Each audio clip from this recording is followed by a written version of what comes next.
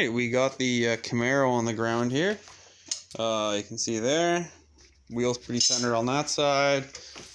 And wheels pretty centered on this side. So we actually did a pretty decent job measuring it up. And we still have a lot of play for adjustment.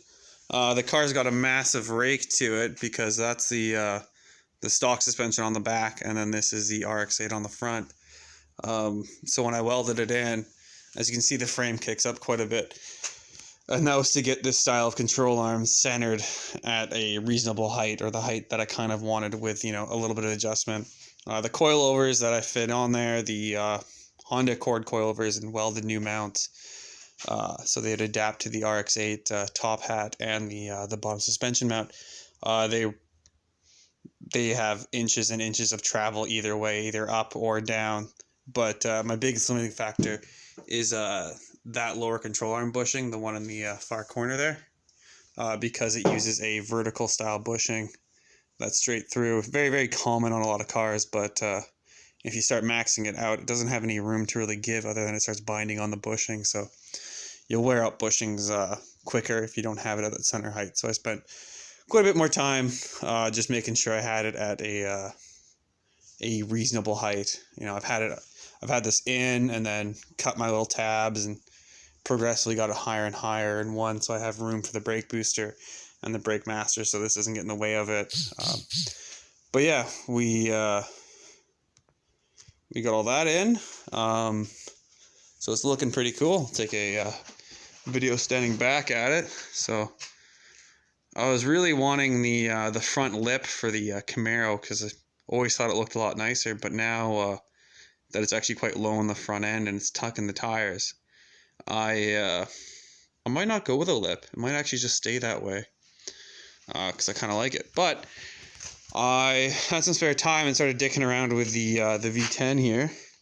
Kind of a neat engine. You can see the valves in there. You can see where the spray pattern is for the injectors, as there's a massive kind of cone of clean versus dirt.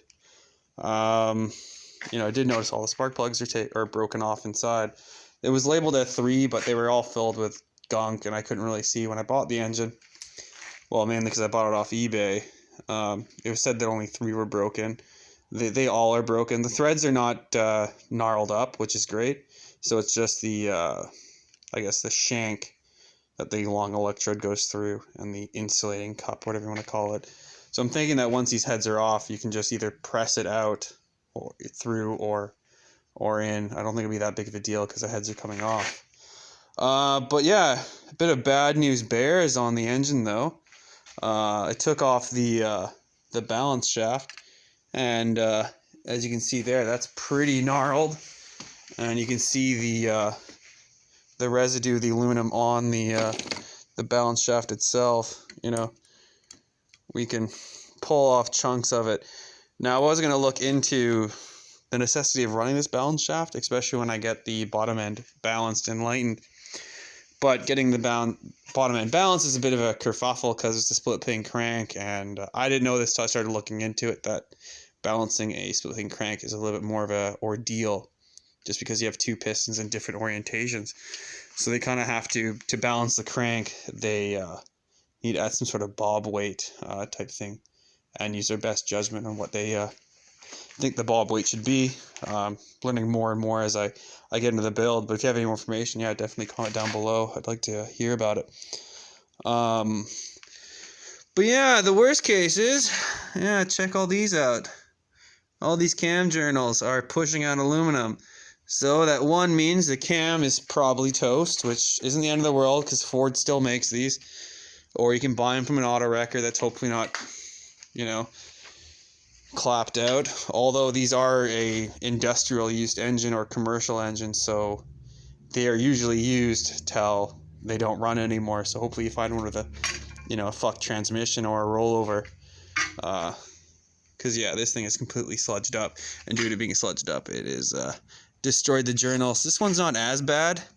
It is on its way out. Sorry for the bad lighting. But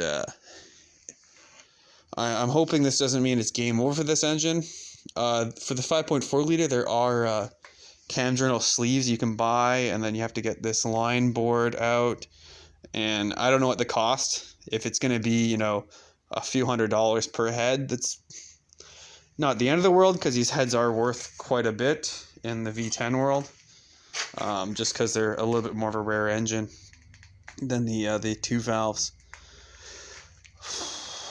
Really hoping to use it, but at this point I'm not too sure. I might be doing the 2 valve again, but we will persevere and carry on. Yeah, so I think that's about it. There's my update on the car. Strip this thing down a little bit, and not good news. So I will talk to you guys later. See ya.